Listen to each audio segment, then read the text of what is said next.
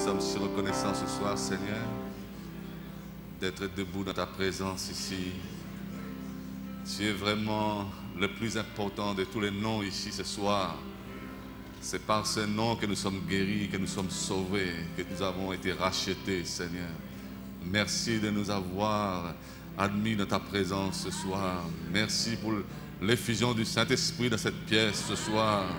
Merci pour ta parole qui sera glorifiée, pour ton nom qui sera élevé. Oh Dieu Tout-Puissant, que ce soir nous puissions faire une expérience authentique de ta présence ici. Que vraiment ne quittons pas cet endroit, les mêmes personnes que nous sommes venus ici ce soir. Mais touche-nous, Seigneur, change-nous, Seigneur, façonne-nous, Seigneur, instruis-nous, Seigneur Jésus-Christ. Fortifie les âmes de chaque personne qui vient dans ta présence ce soir. Je te prie de bénir cette église, notre précieux frère, le pasteur Nanda Tchéti.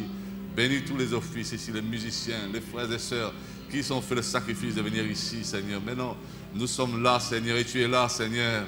Il n'y a que des bonnes choses qui peuvent arriver maintenant, Seigneur. Nous te remercions pour tout cela. Remplis-nous, Seigneur, oh, de feu ce soir. Nous te sommes si reconnaissants pour ta présence. Au nom puissant et glorieux de notre Seigneur Jésus-Christ.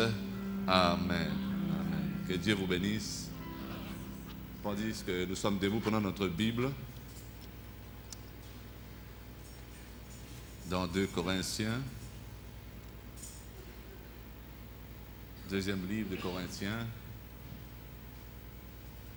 Je vais avant tout remercier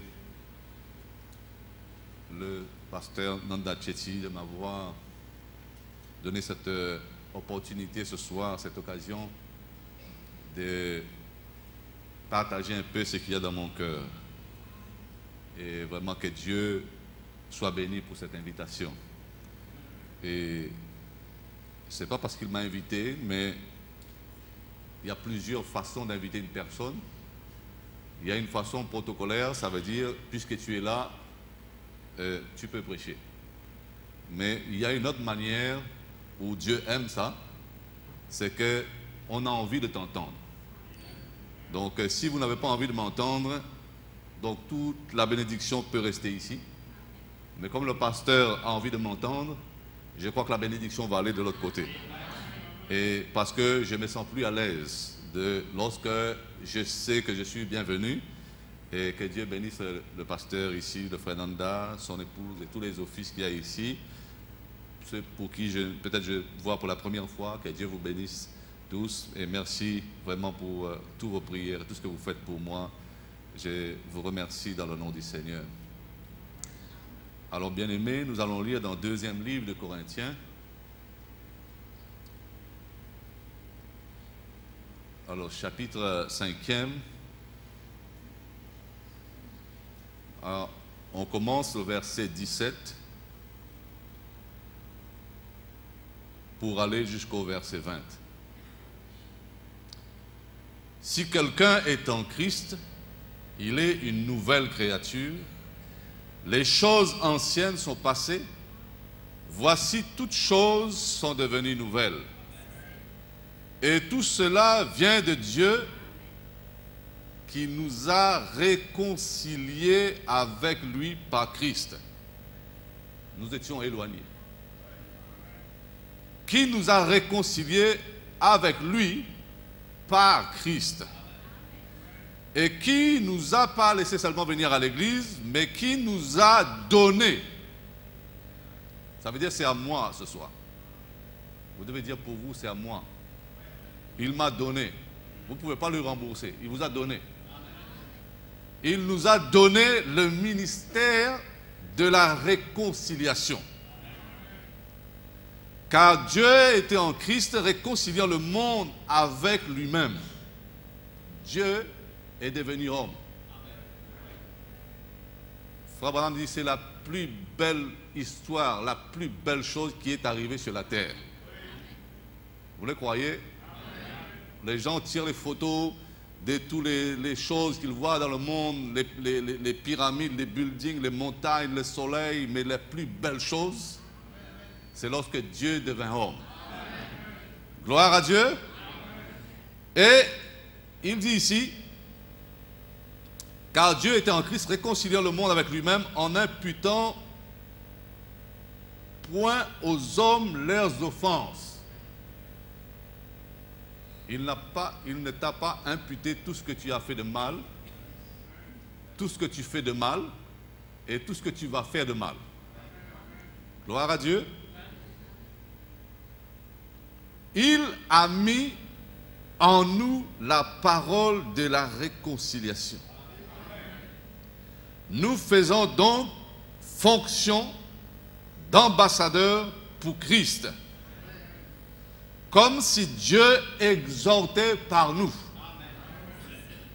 Gloire à Dieu. C'est tellement puissant ça.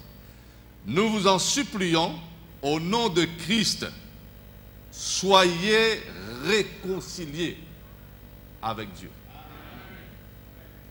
Vous savez, beaucoup de gens, quand je parle des miracles qui se opèrent maintenant dans le corps de Christ, c'est un corps actif.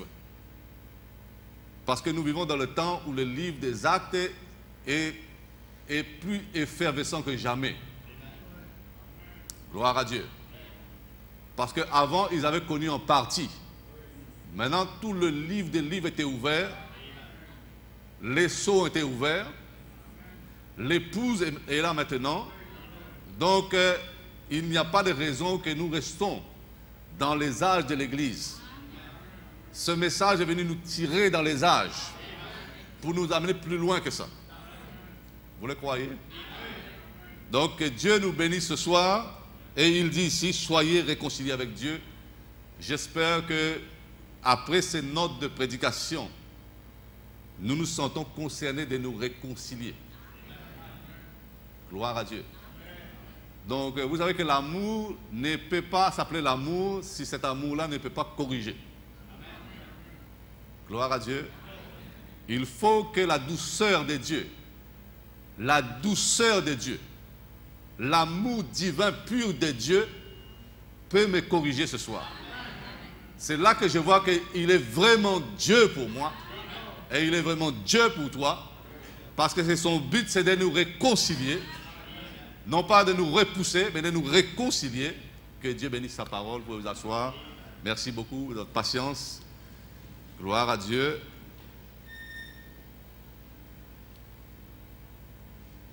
Donc vraiment, je suis heureux ce soir. Je n'avais pas planifié d'être ici, mais vraiment, je suis content d'être là. Gloire à Dieu. Et vraiment, comme le pasteur nous a parlé ce soir, donc je suis vraiment assez actif dans le champ missionnaire et je crois vraiment que c'est vraiment indispensable dans le temps où nous sommes, où la Bible dit que priez le Père pour qu'il envoie des moissonneurs. La moisson est grande, il y a peu d'ouvriers et il y a une telle soif dans ce monde. Et quand le monde n'a pas la nourriture spirituelle où ils peuvent manger normalement, Fabian dit qu'ils peuvent manger même dans les poubelles. Et donc notre but, ce n'est pas de voir les enfants de Dieu manger dans les poubelles.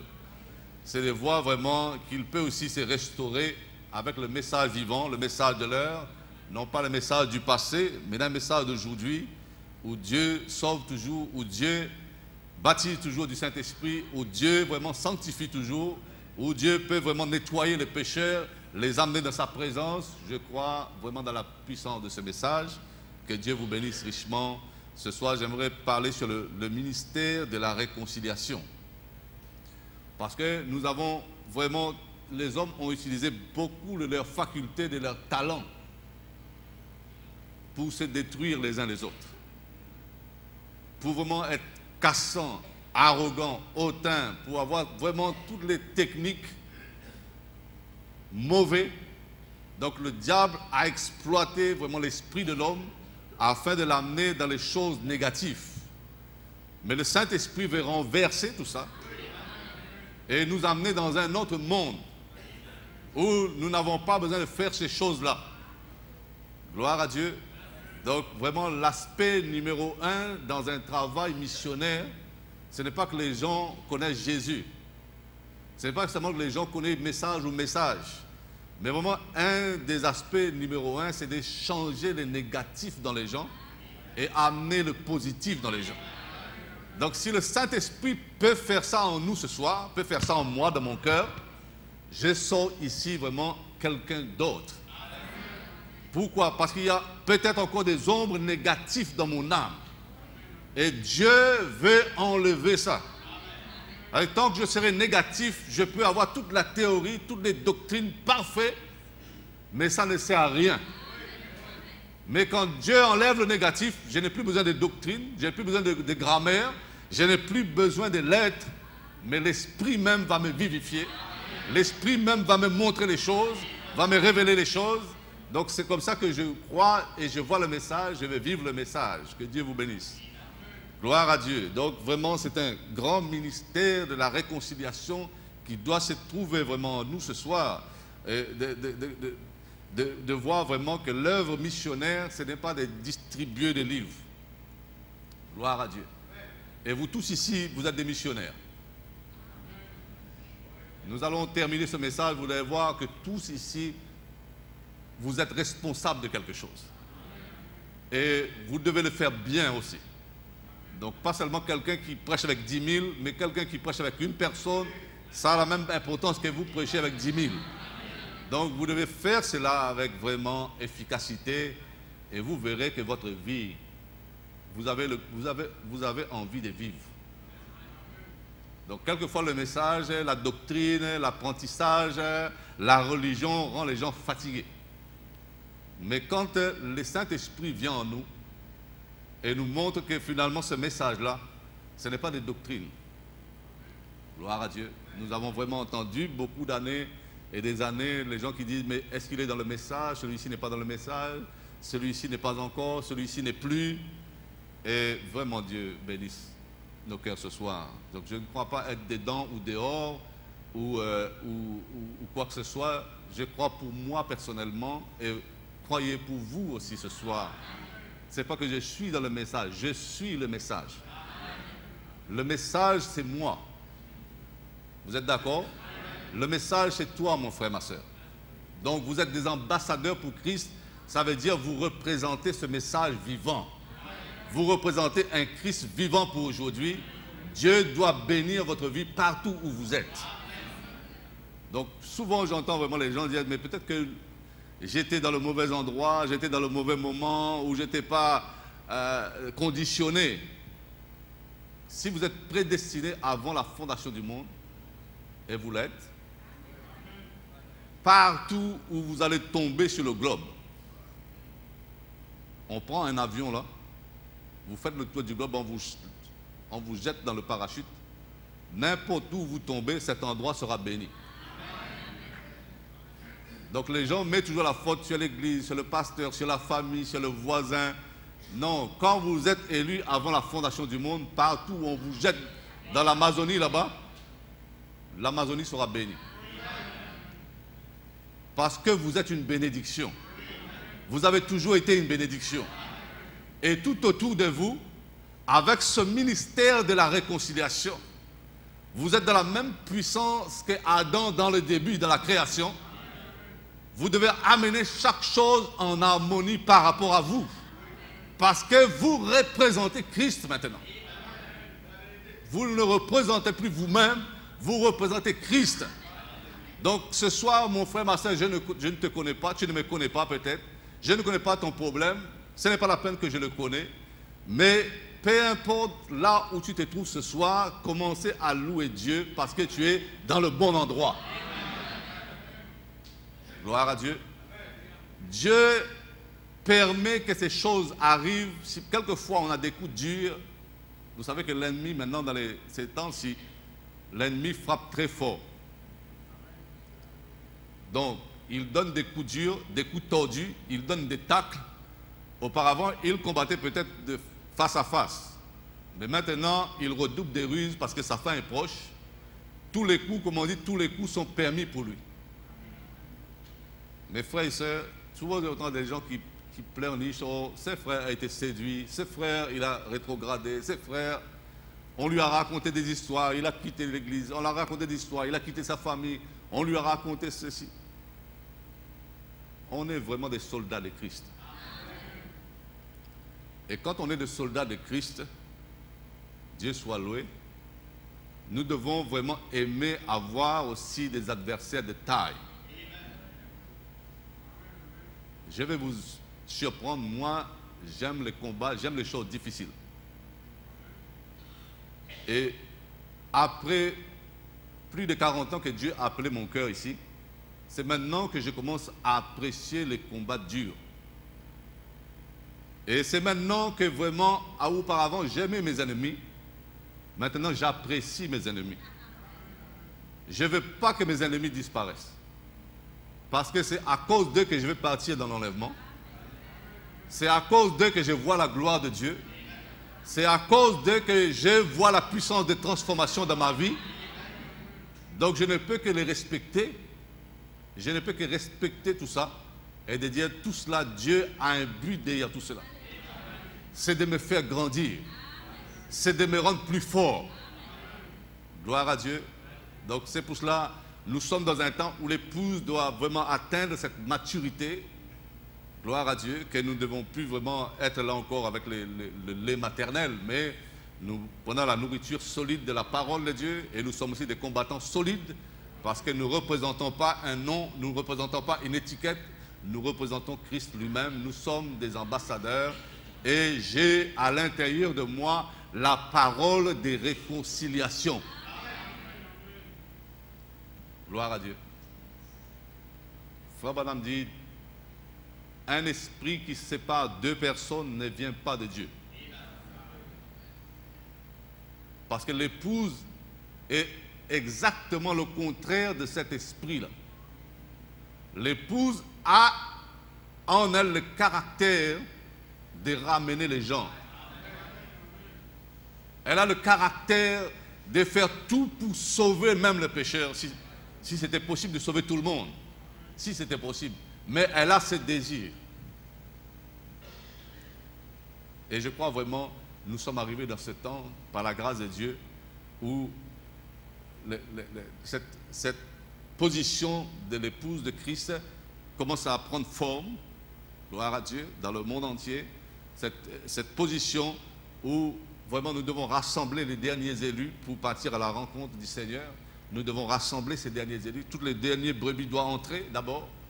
Puis ensuite nous partirons à la rencontre du Seigneur. Donc c'est le travail du Saint-Esprit dans l'épouse maintenant qui nous ramène directement dans le livre des actes qui continue en vous. Combien croient cela ce soir? Je ne lis pas le livre des actes.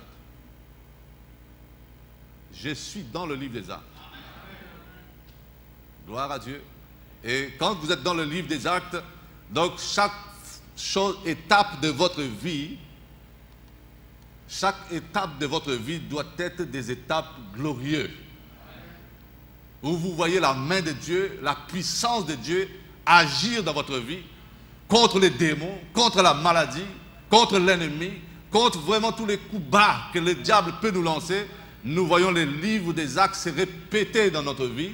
Peut-être ça change le nom de l'endroit, ça change le nom de personnes, mais avec la même puissance, avec la même manière, Dieu continue à travailler dans l'Église. Que Dieu vous bénisse ce soir. Donc c'est un encouragement pour nous, frères et sœurs, ici à l'île Maurice. C'est juste un encouragement pour vous redonner le goût à vraiment être dans la bataille. Beaucoup de gens n'aiment pas l'épreuve, n'aiment pas la bataille parce qu'ils ne savent pas que la bataille, c'est quelque chose de bon pour les chrétiens. Gloire à Dieu. Et même, il y a certaines choses qui nous paraissent comme des défaites. Nous avons besoin de ça. Nous avons besoin de mettre Dieu à l'épreuve pour nous montrer sa puissance, pour nous montrer sa grandeur, pour nous montrer que Dieu tient sa parole, pour nous montrer que Dieu, il est un secours qui ne manque jamais dans la détresse. Donc, il y a besoin des épreuves où vraiment notre vie paraît en péril, mais le Dieu surnaturel se manifeste. Gloire à Dieu. Donc, il est un Dieu qui, quelquefois, agit à la dernière minute, n'est-ce pas vrai? Il aime laisser durer vraiment le suspense, mais il est là à la dernière minute.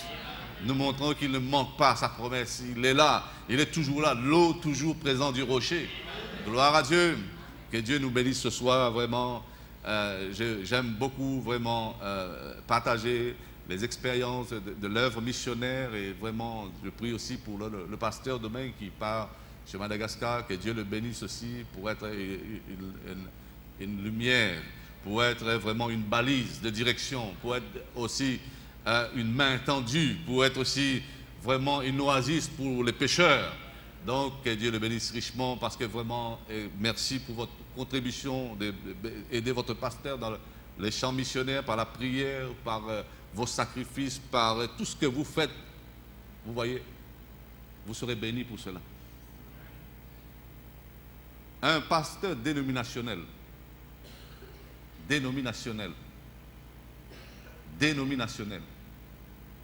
m'a dit il y a 2 semaines en arrière, une église qui ne croit pas dans l'œuvre missionnaire, c'est une église spirituellement morte.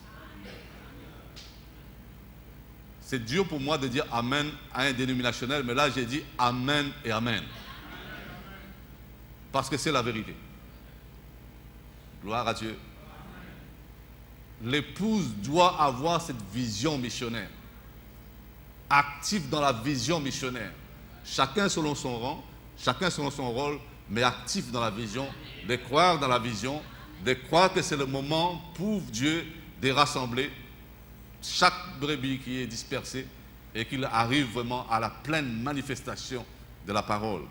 Et pour cela, on n'utilise pas les arbres ni le vent, mais il faut que Dieu envoie des gens dans la chair.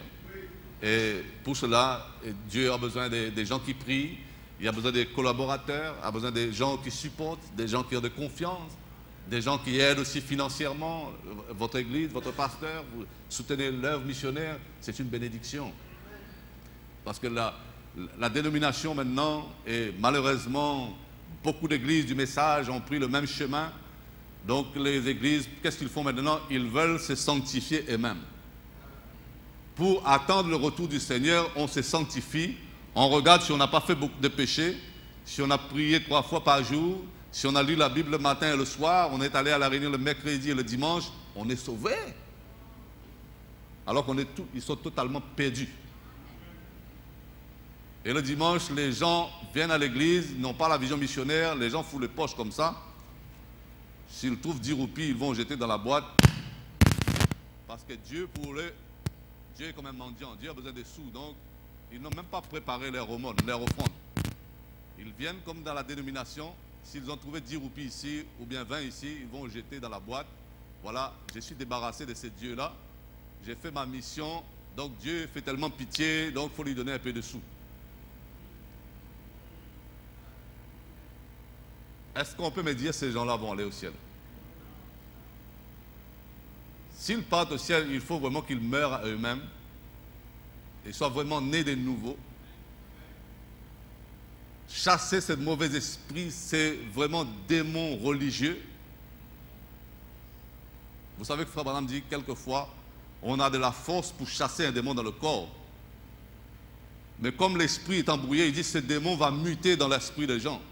Ils vont chasser le cancer dans le corps, mais le cancer vient d'un cancer de l'esprit.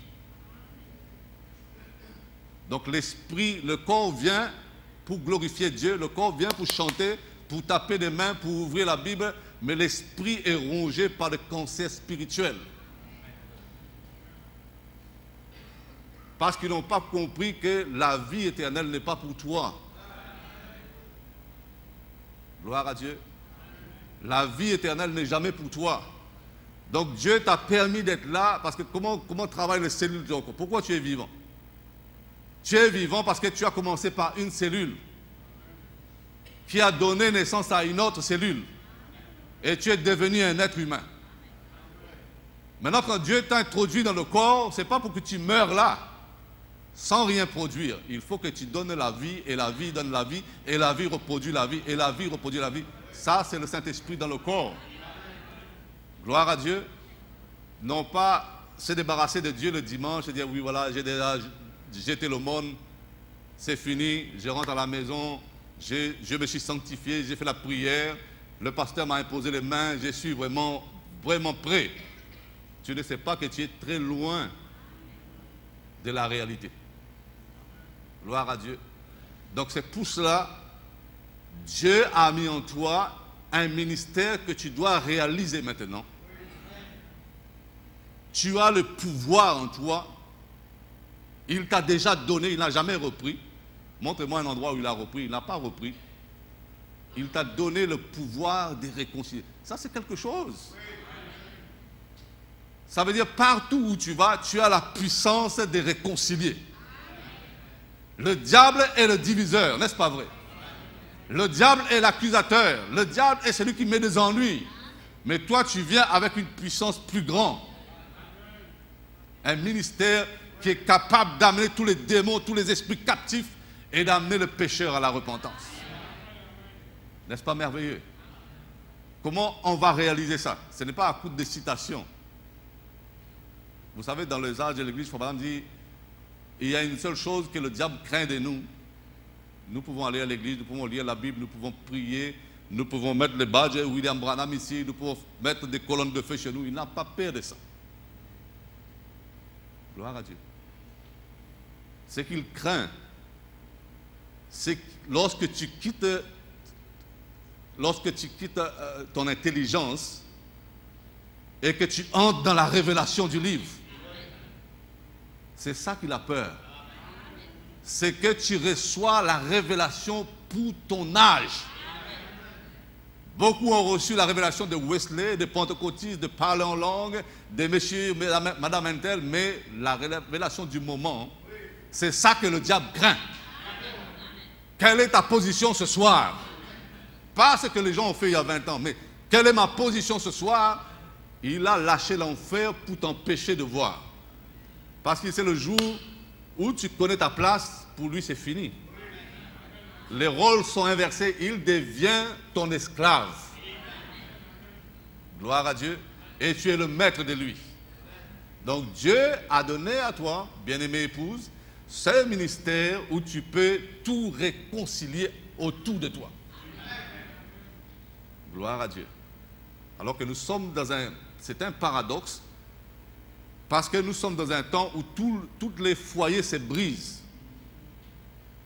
Père, mère, fille, fils, enfant, tout le monde se brise maintenant. Et voilà que Dieu nous a promis exactement le contraire. Gloire à Dieu. Vous savez, c'est que quelquefois, on a pensé, Frère Branham dit, lorsque Ésaïe a dit que le Messie devait venir, on l'appellera conseiller Dieu Tout-Puissant, Père éternel, Prince de...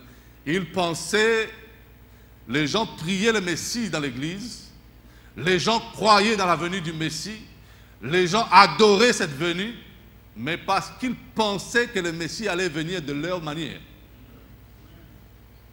C'est pour cela qu'ils étaient fervents de l'attendre, mais ce n'est pas venu de leur manière. C'est venu selon ce que l'Écriture révèle.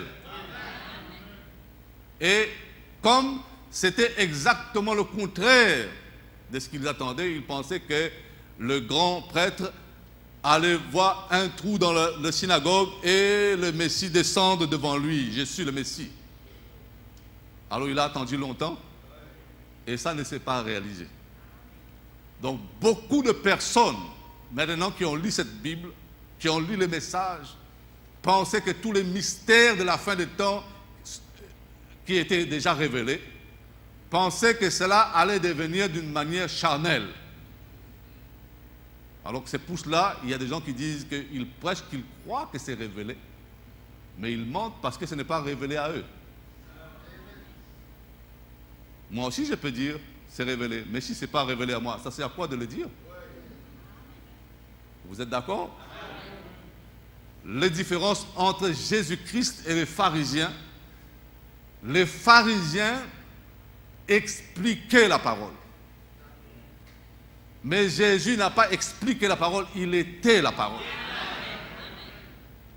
Maintenant, la différence entre l'épouse et l'esprit dénominationnel, beaucoup peuvent parler qu'il y aura un enlèvement, qu'il y aura un retour, que Jésus-Christ est Dieu, Jésus-Christ est Seigneur. Dans toutes les églises qui se dit église, tout le monde va vous dire amen à cela. Vrai ou faux? Maintenant, Frère Branham dit, tu ne peux plus, quand les sceaux sont ouverts, quand les sceaux ont été ouverts, il dit, tu ne peux plus parler de l'époux sans parler de l'épouse.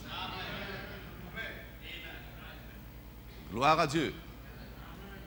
Ça sert à quoi si je parle Jésus, Jésus, Jésus, Jésus, Jésus, si tu ne peux pas identifier l'épouse? Frère Branham dit, ça ne sert à rien.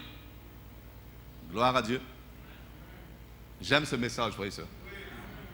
Gloire à Dieu. Je suis vraiment heureux que Dieu m'a fait la grâce de connaître son roi, son messager, son prophète dans ces derniers jours. Il a mis un absolu dans ma vie. Il a mis, je peux savoir avec exactitude que je peux me fier sur la parole de ce prophète. Aucun iota de ce message ne peut pas faillir.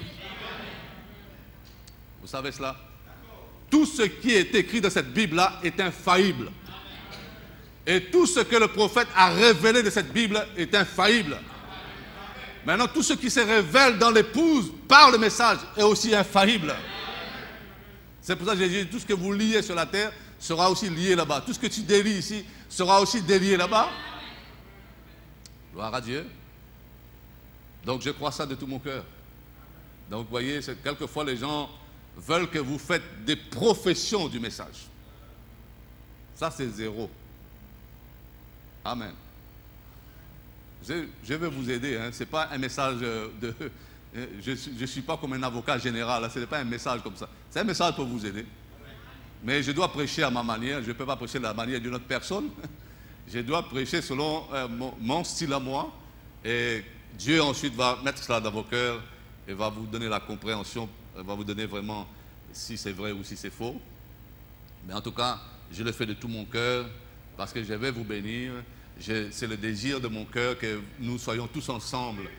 Nous marchons ensemble. J'apprends de vous et nous apprenons tous les uns des autres.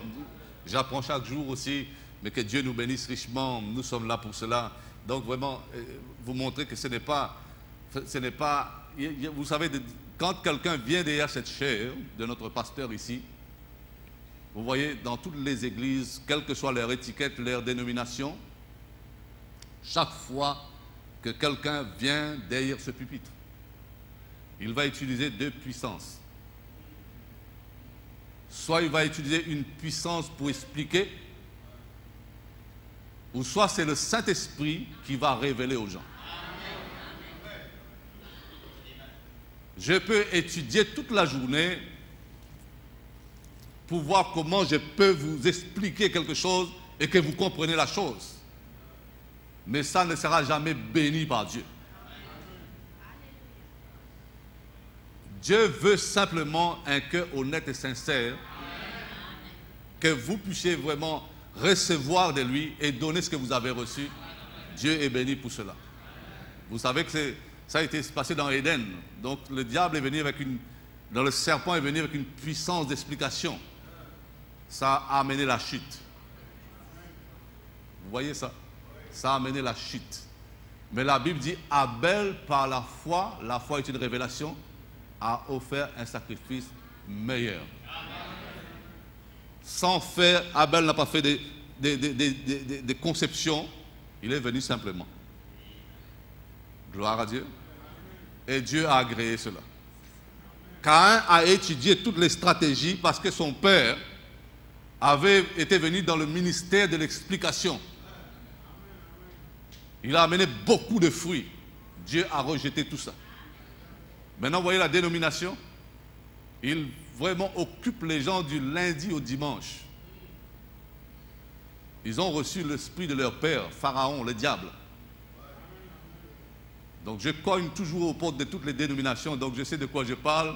J'ai vu la tactique du diable qui oint vraiment les ministères. C'est de occuper les gens du lundi au dimanche, comme ça ils ne peuvent plus aller ailleurs. Il faut vraiment que cette personne soit un élu de Dieu pour quitter les chaînes du diable aujourd'hui. Parce que le diable les occupe comme dans le temps de Pharaon. Ils sont réunions de prière, réunions de ceci, réunions de ceci, réunions de cela, réunions de ceci, réunions de cela. Vous ne pouvez plus jamais les inviter. Ils vivent dans la peur. Ils doivent servir ces pharaons-là. Mais il faut vraiment un message puissant, le message du frère William Branham, pour ramener cette épouse-là. Gloire à Dieu. Vous croyez cela? Dieu n'a pas besoin d'expliquer. Vous pensez que Dieu a besoin d'expliquer? Un véritable élu, Jésus dit, mes brebis connaissent ma voix. Et elle ne suivra pas un étranger. Vous êtes d'accord? Donc ne vous en faites pas pour l'épouse qui n'est pas encore entrée dans la bergerie. Ce n'est pas avec la puissance de l'explication qu'elle va entrer. Mais c'est la puissance de la révélation. Quand Dieu se révèle dans son épouse, cette autre partie de l'épouse, elle sait que ça c'est la voix du maître. Ça c'est le maître qui appelle. Ce n'est pas la théologie, mais c'est le maître qui appelle. Gloire à Dieu. Que Dieu vous bénisse richement ce soir. Donc c'est juste pour vous dire, vraiment, nous sommes dans ce temps-là, donc vraiment, nous devons croire dans ce message pur que Dieu nous a donné. Parce que dans le Goshen, vous voyez, simplement ceux qui étaient dans le ministère de Moïse étaient dans la lumière. En dehors de Goshen, personne ne pouvait voir. Maintenant, quand quelqu'un quitte vraiment la pure doctrine de ce message, l'enseignement parfait de ce message, il est dehors. Il est totalement aveuglé, il ne sait même pas où il est. Gloire à Dieu. Vous savez, il faut me pardonner, mais beaucoup de monde m'ont dit cela, je suis un chauviniste. Vous savez c'est quoi un chauviniste? C'est quelqu'un qui est vraiment français, qui aime les choses français. Donc quand j'achète quelque chose, j'aime bien voir que c'est estampillé NF. Là, j'ai plus de confiance. Si c'est fabriqué en Chine, bon, je vais essayer de vraiment faire attention d'utiliser ces choses-là. Mais quand je vois NF, je suis tranquille. Je sais qu'il y a des gens qui ont testé ça des milliers de fois et c'est prouvé. Maintenant, ils ont estampillé. C'est NF. Même les enfants peuvent toucher. Tout le monde peut toucher. Il n'y a pas de danger. Gloire à Dieu. Donc, c'est la même chose. Vous devez avoir la même chose, confiance dans ce message estampillé William Marion Branham. C'est Malachie 4. C'est le messager d'Apocalypse 17. C'est le seul que Dieu peut estampiller maintenant comme véritable. Gloire à Dieu. Donc c'est pour cela, quand je vois des livres maintenant estampillés dans un autre nom, je commence à avoir peur. Ça peut me blesser ou ça peut être contaminant. Je dois commencer à prendre mes distances. Mais quand c'est estampillé par le prophète William Marion Branham, tout ce qu'il y a dedans, j'ai totalement confiance. Je n'ai pas besoin de vérifier. Gloire à Dieu. Donc c'est comme cela que nous devons être conçus d'avoir vraiment un absolu profond en nous dans le messager que Dieu nous a envoyé. Parce que vraiment, que la grâce de Dieu nous fait aujourd'hui, il y a tellement de voix qui se lèvent sur la terre, il y a tellement de chemins qui divertifient les gens dans diverses directions. Mais je crois vraiment que cette épouse-là ne peut pas être séduite. Amen. Personne ne peut vous séduire. Quand je vois les gens qui ont... il me dit, frère, j'ai été séduit. Oh, quelqu'un m'a séduit. Oh, quelles doctrines sont venues m'a séduit. Je vais vous confesser une chose. Je suis jaloux. Si vous envoyez quelqu'un qui peut séduire quelqu'un, envoie, s'il vous plaît, envoyez cette personne me séduire. Je suis jaloux. Moi, jamais j'ai eu cette occasion-là de voir un séducteur au travail. Et beaucoup de gens se plaignent, mais j'ai été séduit, non, j'ai tombé. Si tu es l'épouse de Christ, la Bible dit, il est impossible à un élu d'être séduit. Même si tu veux être séduit, tu ne peux pas être séduit. Gloire à Dieu. Et ceux qui ne sont pas élus, même s'ils veulent être honnêtes, ils seront séduits. Que Dieu nous bénisse ce soir. Donc vraiment que la grâce de Dieu agit dans nos cœurs ce soir. Donc nous montrer que nous devons connaître notre position, connaître notre vision. C'est que nous avons ce ministère de réconciliation. Nous avons la capacité, la puissance de rassembler.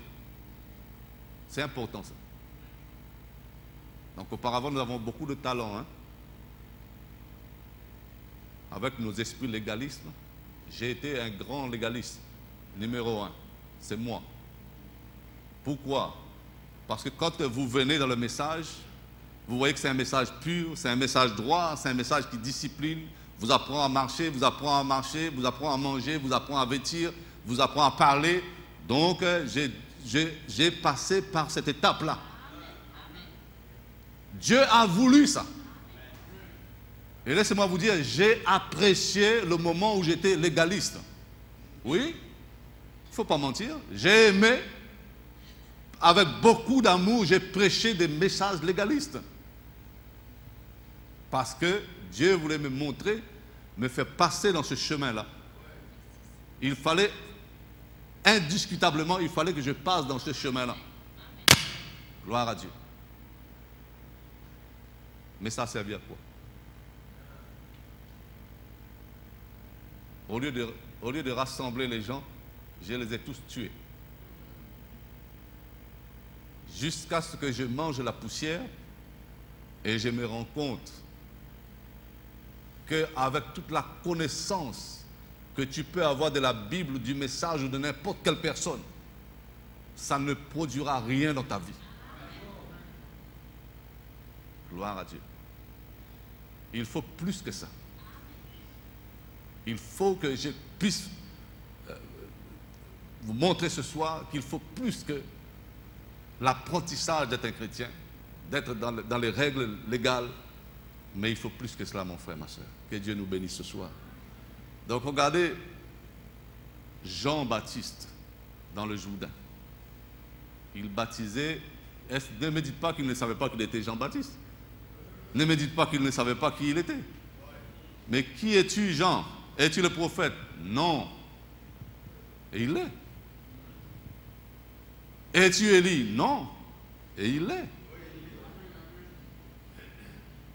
Mais qu'est-ce que Dieu voulait nous montrer par ce prophète-là?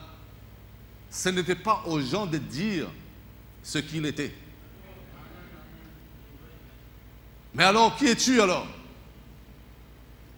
Il a pris la parole. Je suis la voix qui crie dans le désert. Ce n'est pas important qu'on m'appelle Jean ou Élie ou Baptiste ou autre. Je suis la parole accomplie pour aujourd'hui. Gloire à Dieu. Donc tout le monde maintenant sont des candidats vraiment pour aller au ciel. Mais quand vous regardez la position, ils se positionnent par rapport à une personne. Il voulait positionner Jean-Baptiste par rapport à une doctrine, par rapport à une personne, mais Jean-Baptiste a dit non, je ne le suis pas. Oh, mais tu mens. Je ne suis pas et je ne mens pas. Je suis la voix qui crie dans le désert. Ça veut dire, je suis cette parole qui s'accomplit maintenant. Gloire à Dieu. Et cette épouse, c'est la même chose. Chaque personne veut se creuser la tête pour savoir qui tu es. Si tu essayes d'expliquer par la doctrine, tu vas faillir. Si tu essayes d'établir par ton office dans l'église, tu vas faillir.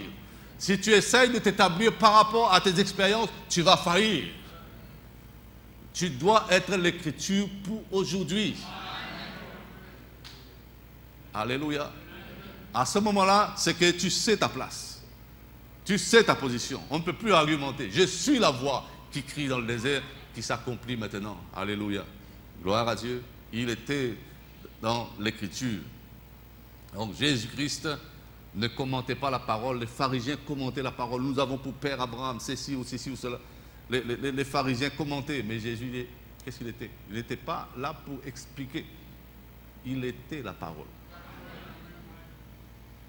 Et l'épouse, cette épouse-là, vous et moi, nous sommes la voix finale.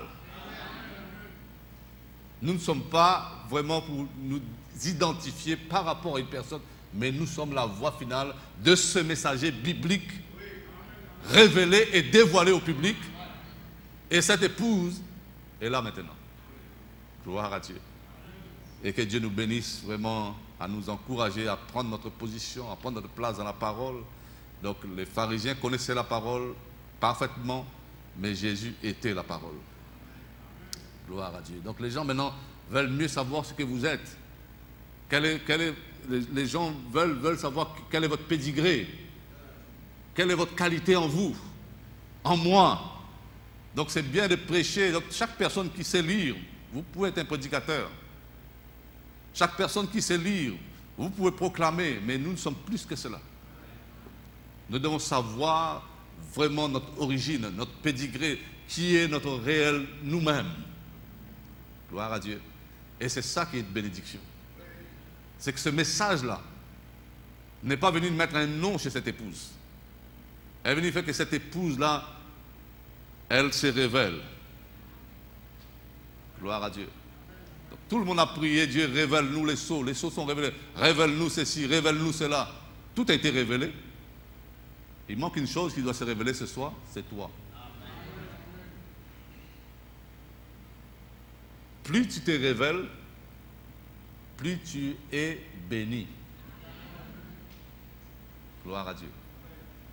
Parce que c'est vraiment un temps où tout doit être révélé. Vous êtes d'accord avec cela? Rien de caché ne sera révélé. Tout doit être mis à jour. Les gens doivent tôt ou tard savoir vraiment qui tu es. Mais au lieu que ce soit les gens qui te découvrent, comme tu es l'épouse, tu es appelé à être manifesté, tu te révèles toi-même. Je suis la voix qui crie dans le désert. Ce n'est pas ce que vous dites, mais je suis. Voilà ce que je suis. Je suis la voix. Je suis la parole accomplie aujourd'hui. Je suis la parole qui devait manifester aujourd'hui. Je le suis. Amen, alléluia. Que Dieu vous bénisse, bien-aimés. Je vais vraiment continuer ici. Donc, il y a quelques semaines en arrière, j'étais en Polynésie, comme le pasteur a dit. Donc, j'ai fait plusieurs fois en Calédonie. Donc, en Calédonie, il y a plusieurs îles. Puis, j'étais à Wallis et Futuna. C'est aussi très loin, dans l'autre extrémité du Pacifique, où ce sont des îles qui est plus catholique que le Vatican. Je n'ai jamais été au Vatican, mais je crois que là, j'ai compris c'est quoi, parce que c'est un esprit très religieux dans ce pays, très pratiquant. Vraiment, ils adorent vraiment tous les saints qui se trouvent dans le calendrier se trouvent là-bas. Tous les saints que j'ai vus écrits dans le calendrier, ils ont tous, chaque personne adore vraiment les idoles et ils croient vraiment fortement dans cette église-là. Et vous savez une chose, quand Dieu a un élu quelque part, il n'y a pas de mur assez fort pour empêcher Dieu d'entrer dans ce pays-là. Dieu a un temps pour toutes choses. Ça peut prendre 20 ans, 30 ans ou 50 ans, mais le jour où son heure arrive, il doit entrer. Gloire à Dieu. Donc j'étais dans cet endroit il y a quelques semaines. Bon, j'ai été plusieurs fois là-bas, mais je vais juste prendre un témoignage récent. Donc c'était il y a 2 ou 3 semaines en arrière, au mois de janvier. Donc j'étais là-bas et pour la première fois où j'ai posé mon pied dans une... Il y a beaucoup d'îles, mais dans cette île de Futuna, j'étais là-bas. C'était la première fois où j'étais là. Et la personne qui m'avait reçu m'a donné l'hospitalité. Quand je lui ai téléphoné pour lui dire la date de mon arrivée, mon circuit et la date de mon retour, il m'a dit, écoutez mon frère, vous avez fait votre booking exactement jour pour jour, vous êtes dans le même vol que le chef de la dénomination qui vient ici. Vous voyez, la pensée humaine qui est ici dans ma tête, je disais, mais Dieu, là j'ai fait vraiment une erreur fondamentale, j'aurais dû lui demander quand est-ce que le chef arrive pour ne pas aller en même temps que lui. Ça, c'est la pensée humaine. La deuxième pensée humaine, j'ai dit, mais je peux changer mon vol. Je ne veux pas être en même temps que le grand chef.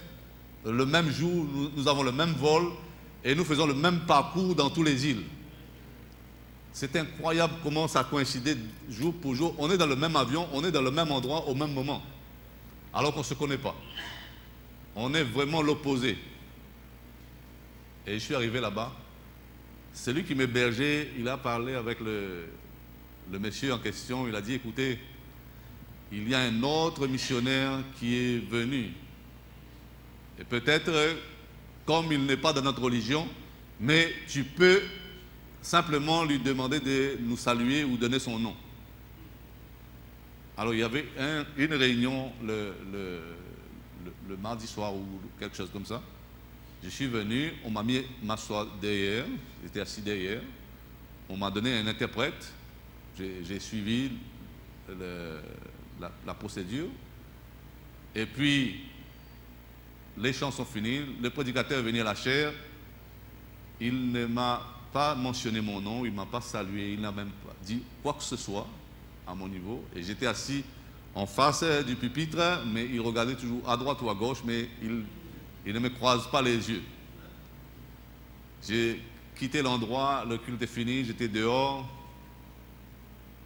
Il m'a juste donné la main. Il ne m'a jamais demandé mon nom, ni d'où je viens, ni d'où... Aucune question. Juste une poignée de main parce que tout le monde devait se saluer dehors. Et puis il est reparti. Il ne m'a pas demandé si je suis bien, mon nom, ni rien. C'était vraiment comme s'il avait salué le colonne. Et puis je me souviens, il y avait une petite fille de 5 ans ou 6 ans, elle a vu la scène, que tous les gens étaient vraiment froids avec moi, tout le monde fuyait de l'autre côté, donc là où j'étais seul.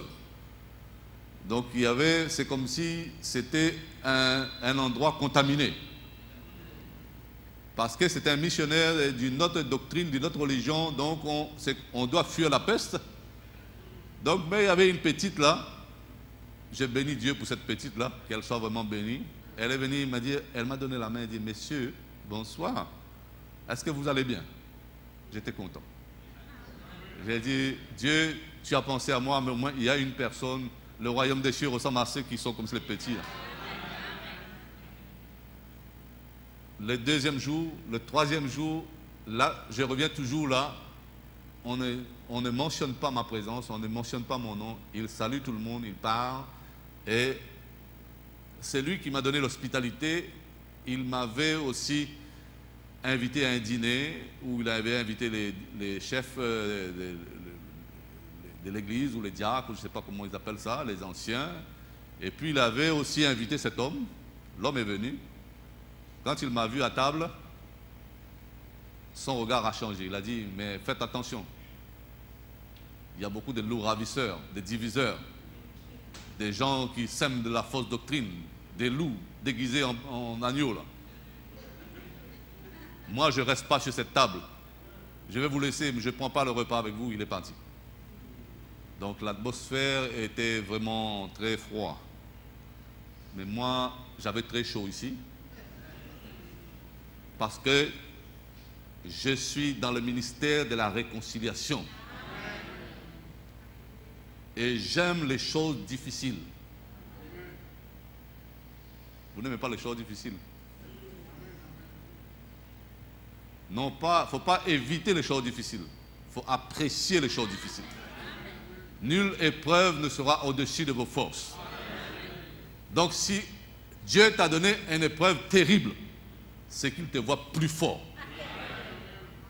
Donc tout le monde était malade pour moi, mais moi j'étais heureux comme tout. Tout le monde autour de la table a été là triste. Parce que de voir, ça fait mal au cœur de voir une personne être humiliée publiquement. Mais moi, pas du tout. J'ai mangé avec appétit, j'ai souri, je bois, et pour moi, tout est bon. Parce que quand tu es chrétien maintenant, ce n'est plus dans la dénomination. Ce n'est pas chrétien des noms. Je suis le représentant du Seigneur Jésus-Christ. Un ambassadeur. Tu représentes le ciel. Non pas le pape qui se fait Christ, mais vous êtes un représentant. Donc vous devez faire digne ce nom-là que vous représentez. Vous représentez le nom de Christ. qui est l'amour de Dieu. Pas l'animosité, pas de l'agressivité, pas un esprit repoussant, mais vous représentez vraiment l'amour de Dieu en vous. Alors, toutes les réunions sont finies. Les gens ne connaissaient pas encore mon nom, ni d'où je viens, ni ce que j'ai fait, ni ce que je crois. Alors, mais j'ai pensé, mais Dieu, est-ce que tu peux envoyer un missionnaire faire 20 000 kilomètres pour rien? J'ai fermé ma valise, j'ai quitté l'endroit, je n'ai jamais ouvert ma Bible, je n'ai jamais cité une citation, je n'ai jamais dit même que je suis sauvé. On part à l'aéroport, le chef aussi part à l'aéroport parce que notre booking c'est exactement pareil. Il ne parle toujours pas avec moi. Si je vais ici, il va là-bas. Si je vais là-bas, il va ici. Donc on évite de se croiser. Mais quand même, j'ai dit, Dieu, tu m'as amené ici, il y a une raison à tout ça. Mais ce qui m'a béni, c'est que quand j'ai quitté l'aéroport, il y avait un homme qui avait observé toute la situation. Vous voyez, quelquefois vous pensez que les gens ne vous voient pas, mais les gens, il y a des gens qui vous observent quand même. Hein. Et il est venu avec sa femme. Il m'a donné un petit mouchoir. Il a donné à sa femme, donné à ce monsieur le mouchoir. J'ai pris le mouchoir. J'ai dit, mais est-ce que je dois vous payer parce que je ne vous connais pas? Non, non. C'est mon mari qui m'a dit de vous donner ça. Ah, votre mari, d'accord. Moi, j'ai mis dans mon sac. L'homme est venu. Quand j'ai pris ma carte d'accès à bord, je vais entrer dans l'avion. L'homme m'a pris dans les mains, avec les larmes dans ses yeux. Il m'a dit, monsieur, si vous savez comment vous avez béni ce pays, juste par votre présence là, vous ne pouvez même pas savoir comment nous sommes bénis ici. J'étais surpris. Comment je vous ai béni? Votre attitude nous a bénis. Votre confiance, votre sourire, votre fair play, la manière dont vous recevez les chocs, ça nous a bénis de voir votre attitude. S'il vous plaît, je vous donne toute mon adresse. Vous venez prêcher dans ce pays. Vous êtes les bienvenus dans ma maison.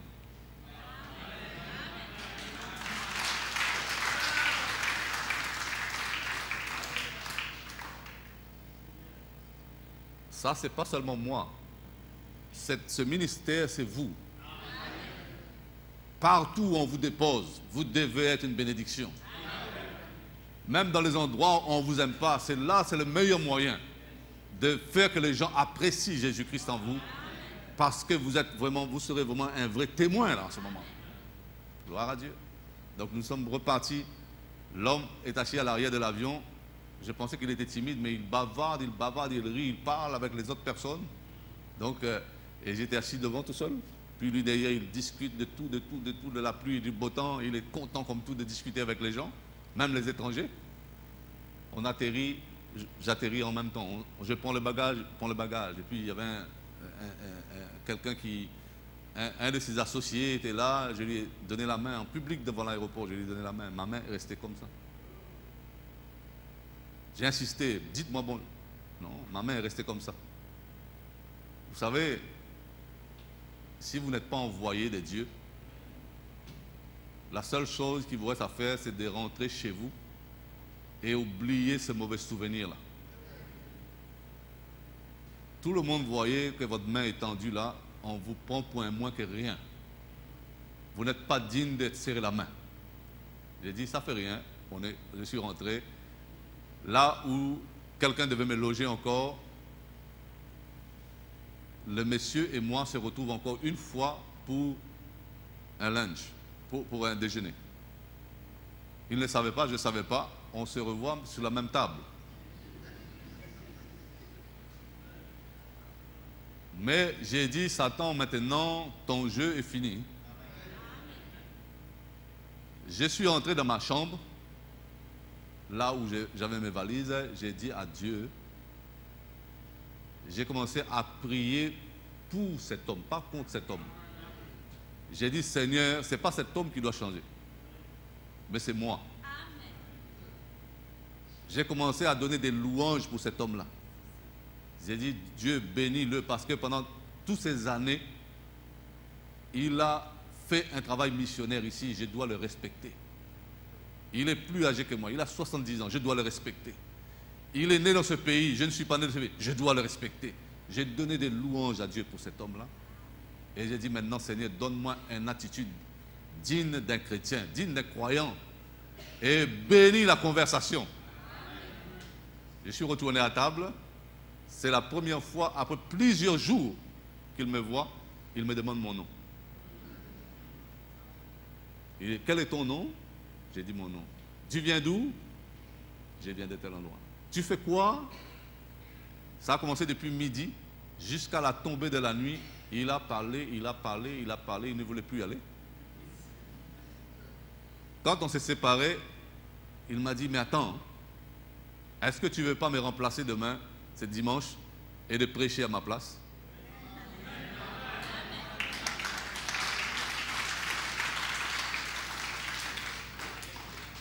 J'ai dit oui. Donc il entre dans la voiture et il me dit, tu n'oublies pas demain, tu n'oublies pas demain. J'ai dit non, je n'oublie pas demain, je viendrai. Et je suis allé, j'ai prêché, il y avait un interprète, l'interprète, je parle, il parle. À un moment donné, comme je prêche très long, l'interprète est fatigué, donc il a aperçu là, lui il est le chef, c'est lui le boss, il est le fondateur, il a vu que l'interprète est fatigué, il dit mais assieds-toi, je vais remplacer. C'est lui qui vient, il m'interprète, maintenant il lit dans ma tablette les notes. Il lit les notes dans la tablette, il lit les notes dans la Bible. Et l'onction qui est dans ce message-là. Je sens ça, l'onction est montée dans cet homme-là. Maintenant, il est comme moi, il aime des grandes réunions. Il y a le diacre qui lui fait signe, c'est déjà l'heure. Il lui dit, mais non, mais on peut encore prêcher. J'ai dit, ça c'est bien. Déjà, c'est un signe que vraiment, il a compris qu'il y a une vie dans cette citation-là. Et plus il répétait ces citations, plus il était fort. Et à la fin, on a terminé, il me dit, mais demain, on continue avec toi encore. Cette fois, c'est moi-même qui va t'interpréter. J'ai dit, d'accord. Il est revenu, on a continué. Le dernier jour, on avait quelques temps libres. Il y avait un frère qui avait un bateau, et puis le frère était le propriétaire d'une petite île vierge, où c'était à lui. Donc il a dit, bon, on va aller juste balader, là, il n'y a personne, il n'y a pas de touristes, il n'y a pas d'habitation. C'est juste une petite île comme ça. Donc on était allé, on a tourné en rond, puis il a pris des poissons, on a grillé les poissons, il était assis là, on continuait la conversation. Mais il faisait tellement chaud, le soleil m'avait brûlé. Brûlé la peau, là, tellement chaud. Et lui, il a vu ça. Comme il ne me connaît pas beaucoup, il a hésité un peu, mais puis il m'a demandé, mais tu es brûlé quand même, hein? Parce que j'avais un t-shirt, tu es brûlé quand même. Mais laisse-moi, si tu enlèves ton tricot, je vais te passer la crème.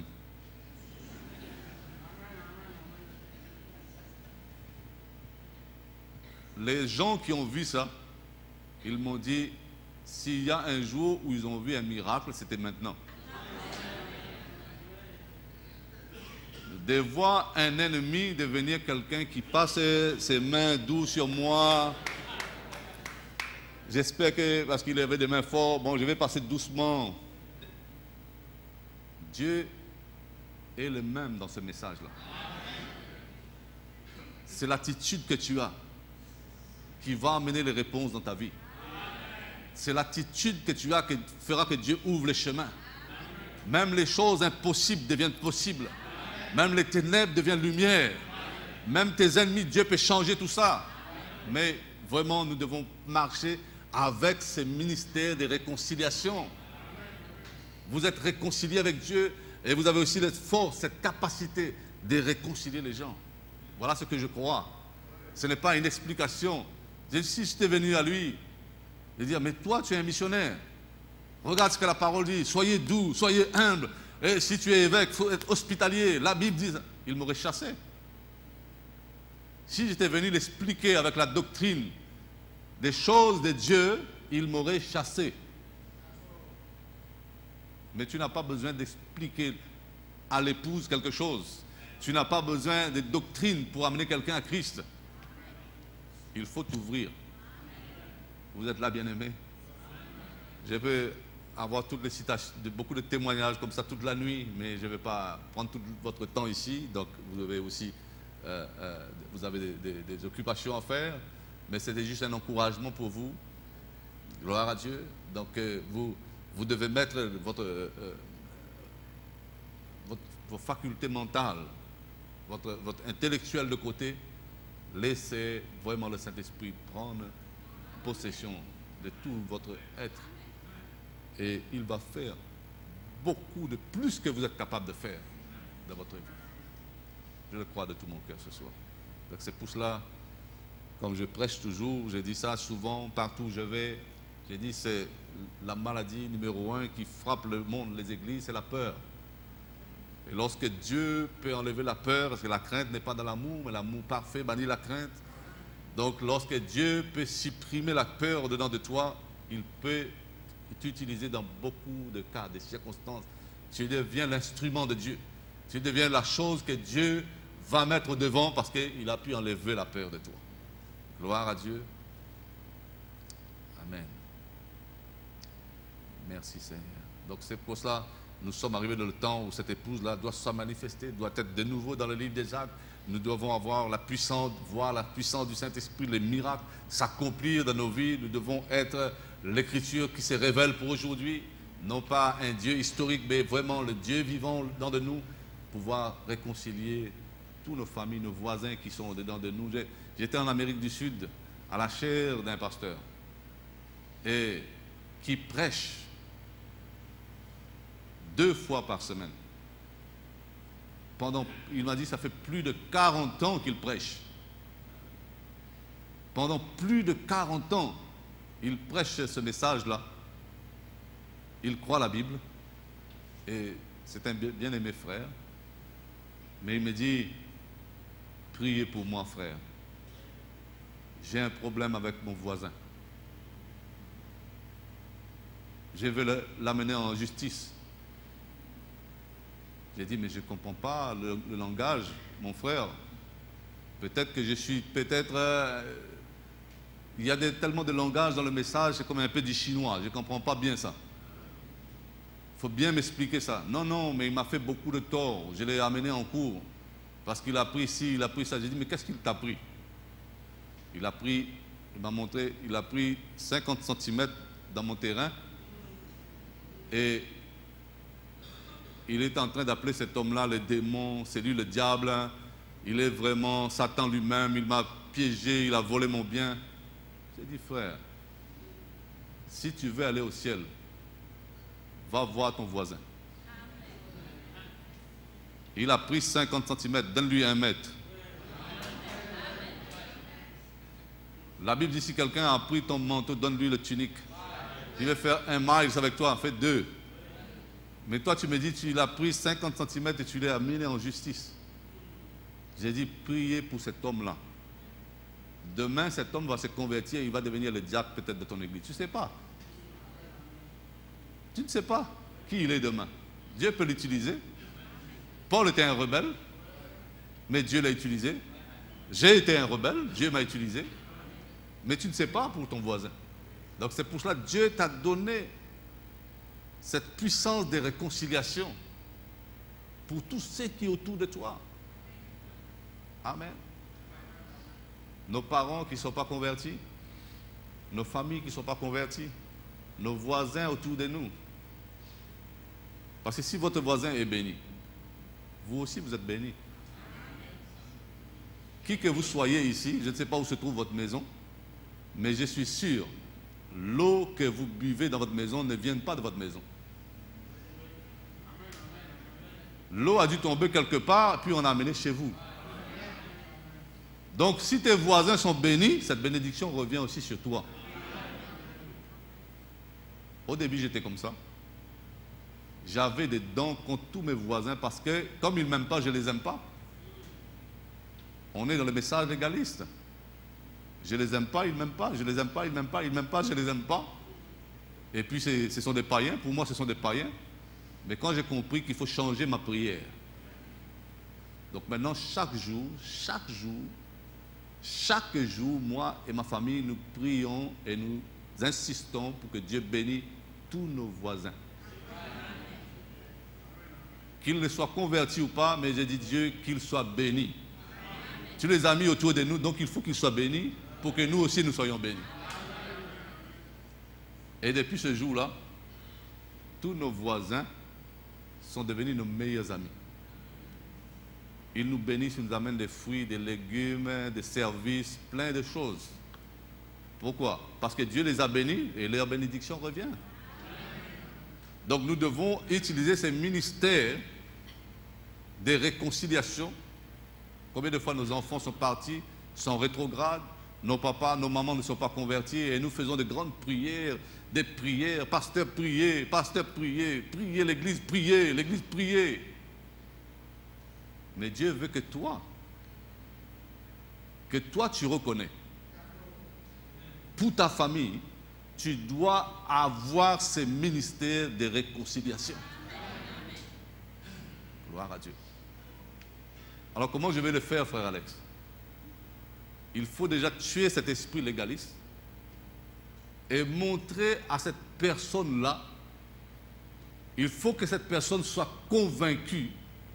Je dis bien, hein, ton papa ou ta maman ou ton voisin ou ton oncle ou ta fille ou ton fils ou ton papa ou ta maman, il doit être convaincu que tu es plus petit que lui. Là, tu peux commencer à faire un travail. Mais si tu te montres vraiment grand, ou bien au même niveau, tu ne peux rien faire. Donc Dieu t'a donné cette capacité-là de prouver, pas une manifestation charnelle, mais de prouver que tu as besoin d'eux, que tu es plus petit qu'eux, et que vraiment ce sont des gens importants pour toi. Alors Dieu va bénir ce ministère. Dieu va bénir ta famille.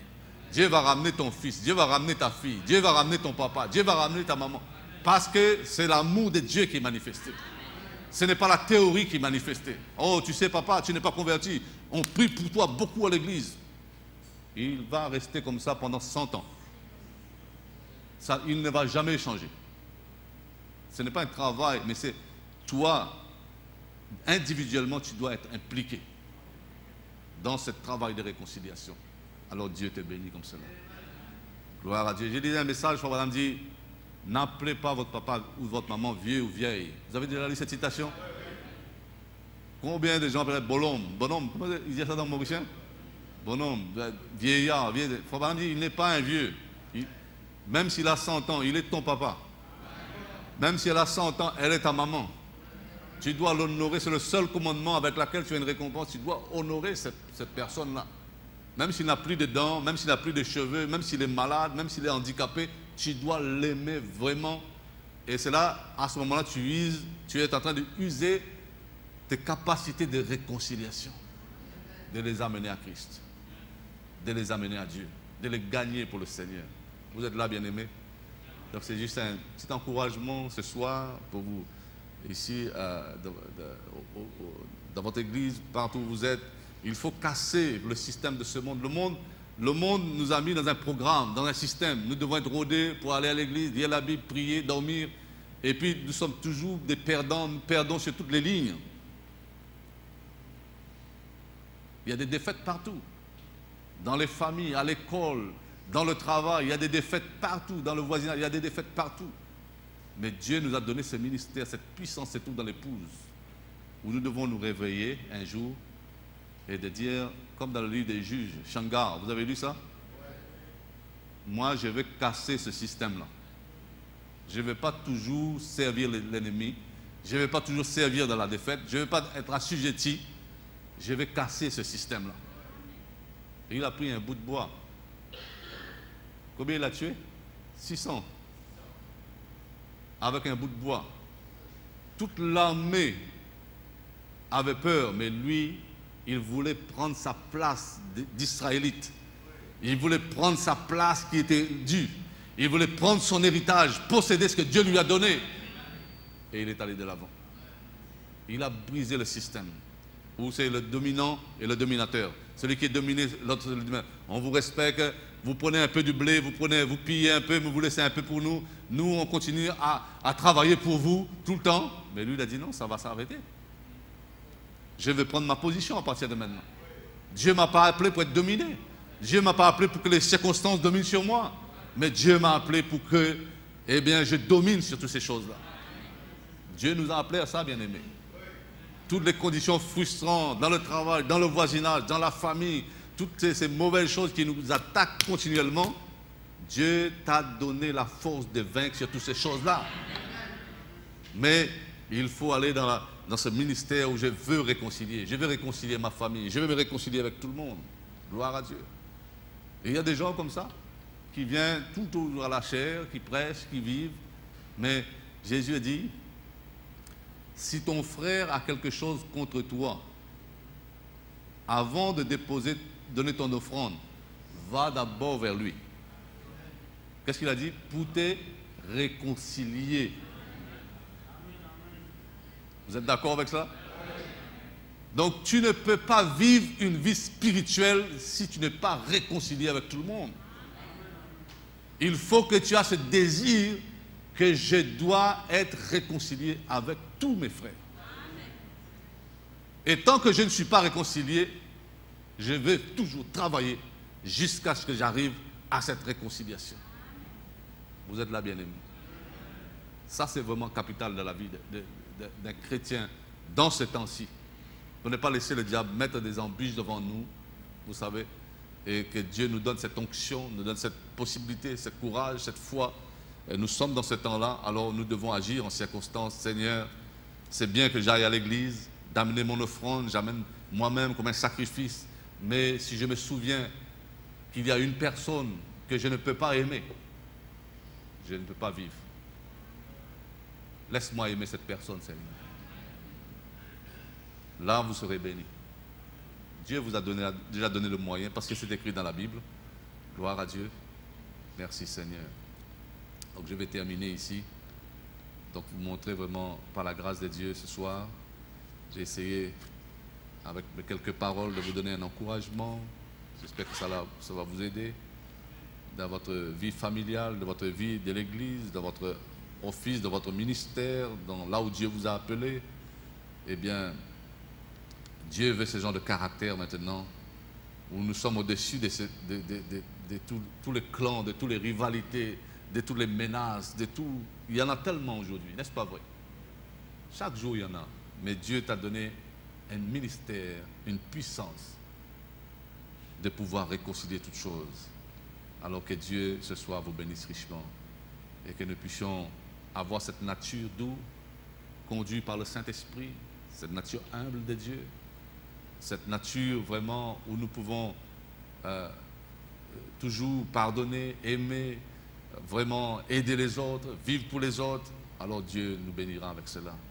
Dans le message 1956, l'Église et sa condition, Forbes dit, mais un agneau est si doux qu'il peut être conduit. Et c'est la raison pour laquelle Dieu a représenté Christ comme l'agneau. Et qu'il s'est représenté lui-même comme la colombe. Et le jour où Jean baptisa Jésus dans le Jourdain, il se produit là l'un des plus grands événements qu'il ne se soit jamais produit. Remarquez comme c'est beau. L'agneau le plus doux de toutes les créatures de la terre et la colombe le plus doux de tous les oiseaux du ciel. Or, c'est là le seul moyen par lequel ils aient jamais pu être unis.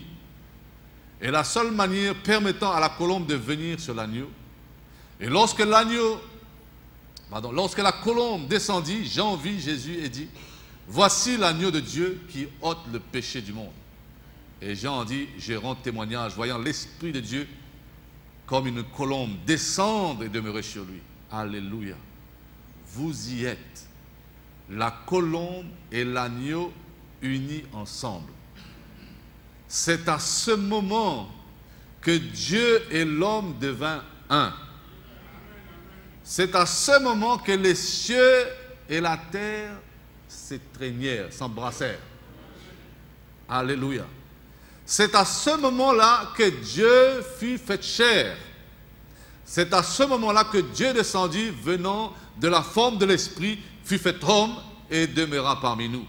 C'est à ce moment-là que toutes les éternités s'étreignèrent ensemble.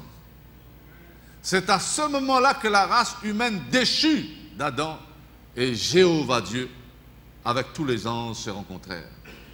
Lorsque Dieu et l'homme devinrent un. En ces jours mémorables où Jean baptisa Jésus. Maintenant, si cela avait été un loup, le doux coulement de la colombe n'aurait jamais pu rester près du loup. Je termine cette dernière citation, imitation du christianisme, 1957. Le Saint-Esprit a couvé son propre corps pour venir vivre Jésus-Christ. Quand il a couvert Marie de son ombre et qu'il a créé ou couvé une cellule de sang de son sein et qui a produit le Fils, Jésus-Christ, c'est là que Dieu lui-même a eu sa demeure sur la terre pendant 33 ans et demi. Et il est devenu une offrande propitiatoire pour nos péchés, pour nous racheter et nous réconcilier, l'homme perdu avec un Dieu saint, pour les embrasser et les réconcilier. C'était le désir de Dieu. Gloire à Dieu. Donc combien de gens restent à la maison? Frère Madame dit que Dieu, s'il nous a amenés ici, parce que nous sommes une expression de ses attributs. Dieu voulait avoir communion avec quelqu'un. Dieu voulait voir vraiment ses adorateurs. Dieu voulait vraiment que nous sortons de lui. Ça s'exprime pour que nous ayons communion ensemble. Gloire à Dieu. Donc les gens qui se coupent de frères et sœurs, qui se coupent de la communion, qui se coupent de toute autre personne, ils n'ont pas compris que c'était le désir le plus cher de Dieu. C'était de descendre dans la race humaine. C'était de pouvoir communier avec nous. C'était de pouvoir nous racheter, de nous montrer qu'il est le guérisseur, qu'il est le sauveur, qu'il est le rédempteur. Toutes ces expressions, Dieu nous a mis là pour pouvoir exprimer cet amour-là envers nous. Maintenant, si nous nous séparons de cela, nous sommes malheureux. Nous avons besoin. Il dit, Dieu a fait cela pour nous embrasser et nous réconcilier. Avant que dans la fraîcheur du soir, lorsque le soleil se couche au-dessus de nous, lorsque notre voyage de cette vie sera terminé et j'aurai achevé ma couche, je veux qu'il m'embrasse pour m'endormir, comme il l'a fait pour Étienne quand il avait été bafoué de toutes parts. Il a dit, je vois les cieux ouverts et Jésus debout à la droite de Dieu. Voilà, les cieux et la terre se sont rencontrés. Dieu et l'homme se sont réconciliés. C'est le désir de Dieu. Que chaque personne soit réconciliée avec Dieu. Et que vous êtes aussi ses ambassadeurs pour amener votre famille, vos amis, vos ennemis. Donc c'est vrai, Paul a prêché l'amour, Jean a prêché l'amour, Jésus a parlé de l'amour. Aimez vos ennemis, bénissez ceux qui vous maudissent. Mais nous sommes arrivés en 2015. Faites-lui un compliment. Vous voyez, quand nous sommes arrivés dans la théorie du message, tellement affinés dans la théorie, nous allons dire, frère Alex, moi, je suis content mon ennemi. Oui, c'est très facile à dire, ça nous sommes arrivés dans un âge très évolué, où même le diable peut venir à la chair et dire à tout le monde que je t'aime. Mais Frère Branham a dit, si vous voulez, faites-lui un compliment. Ça, ce n'est pas possible. Si vous n'avez pas l'amour, vous ne pouvez pas élever votre ennemi. Dites-lui des choses de bien. Oh, ce que vous avez fait là, c'est vraiment bien. Oh, ce que vous avez dit. Oh, comme c'est bien ce que vous avez fait. Vous ne pourrez pas. Vous pourrez dire à cet ennemi. Jésus a dit, aimez vos ennemis. Je vous aime, je t'aime, toi, ennemi. Mais tu ne pourras pas l'élever. Tu ne pourras pas lui donner des louanges. Le message nous amène plus loin que la théorie. Il nous amène dans une vie vécue. Une vie où on pratique cela. Où on se tient dans la brèche pour nos familles.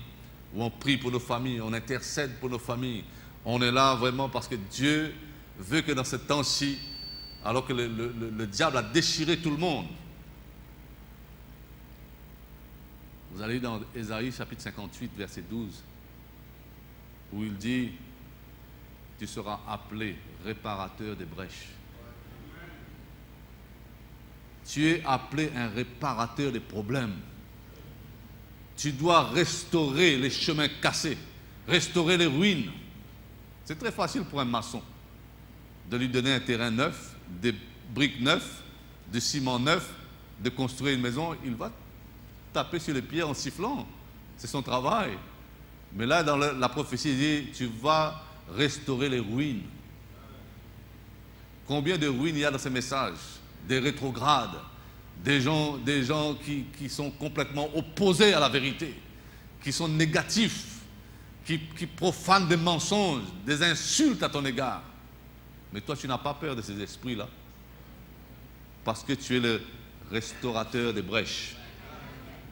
Tu es capable, la Bible dit, tu es capable de construire sur les ruines, de réédifier la maison dans son état premier.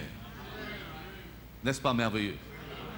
Donc le diable te dit, ton papa là, ta maman là, ton fils ou ta fille, c'est fini. Il fume, il boit, il est un bandit, il est un voyou, sa vie est ruinée. Mais toi, tu viens, je suis le réconciliateur, j'ai le ministère de la réconciliation et je suis celui qui va reconstruire les ruines, ramener à sa beauté originale. Ça, c'est le travail de l'épouse. Gloire à Dieu. Que Dieu vous bénisse. Mettons-nous debout, nous allons terminer.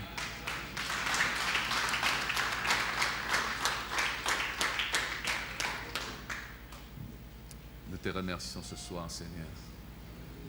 Ces quelques minutes que tu m'as accordées de partager ce petit message avec mes bien-aimés frères et sœurs, que j'apprécie beaucoup cette église et le pasteur et les offices qui sont là. C'est vraiment une grande occasion ce soir pour moi d'avoir ouvert une partie de mon cœur pour encourager mes frères et sœurs, de ne pas laisser tomber, pour nos bien-aimés, nos familles, nos voisins, nos collègues de travail, chaque personne que nous rencontrons, qu'ils puissent avoir la possibilité de trouver le salut au travers de notre langage, au travers de notre témoignage, au travers de notre vie vécue, parce que nous sommes celui qui est capable de réparer les brèches, de restaurer les ruines, de rebâtir les fondements. Seigneur, bénis cette église ce soir. Bénis chaque personne qui est venue dans ta présence. Que nous repartons chez nous avec l'assurance que nous ne sommes pas des spectateurs, Seigneur, mais nous sommes des ouvriers. Nous sommes vraiment des participants. Nous sommes vraiment dans le ministère de la réconciliation. Utilise chaque personne ici ce soir, Seigneur, afin que ton nom soit glorifié ici dans ce pays, dans cette église, dans chaque maison, que nous puissions voir des vrais ouvriers qui travaillent, Seigneur, qui vraiment font quelque chose avec les doigts de les mains pour pouvoir glorifier ton nom, Seigneur. Merci pour le pasteur, le frère Nanda qui va partir demain aussi, Seigneur. Bénis son voyage, bénis sa famille qui reste, son église qui reste, bénis sa santé, son parcours. Vraiment, bénis l'avion qu'il prend, bénis tous les parcours qu'il va faire. Je remets la vie de mon frère entre tes mains, au nom glorieux et puissant du Seigneur Jésus-Christ. Amen. Amen. Je laisse la place au pasteur. Merci beaucoup.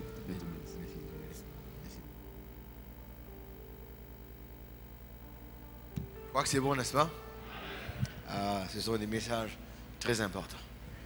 Pour nous faire souvenir que ce n'est pas seulement connaissance, mais c'est aussi la vie. Je crois que ça nous donne un désir de vivre ce message et de voir des résultats là dont il nous a fait entendre, des résultats réels. Cet homme-là, regarde l'amour de Dieu, regarde l'attitude, cela produit un homme complètement changé. L'attitude qui était bizarre avant, mais simplement une bonne attitude lui a changé le cœur. Et je crois que c'est pas seulement pour le frère, c'est pour nous tous. Nous pouvons être utilisés par Dieu de cette manière. Ton nom, Jésus, gloire à ton nom, Jésus. Il est mon rocher, ma forteresse, mon rocher, ma forteresse, mon libérateur, en lui à ton nom, Seigneur. Gloire à ton nom, Seigneur Jésus. Dernière fois avant de partir. Gloire à ton nom, Jésus. Gloire à ton nom, Jésus. Mon rocher, ma forteresse, mon libérateur, en toi je me confie. Gloire à ton nom, gloire à ton nom, Seigneur Jésus. Seigneur, merci ce soir. Ah, quelle parole tu nous as fait entendre.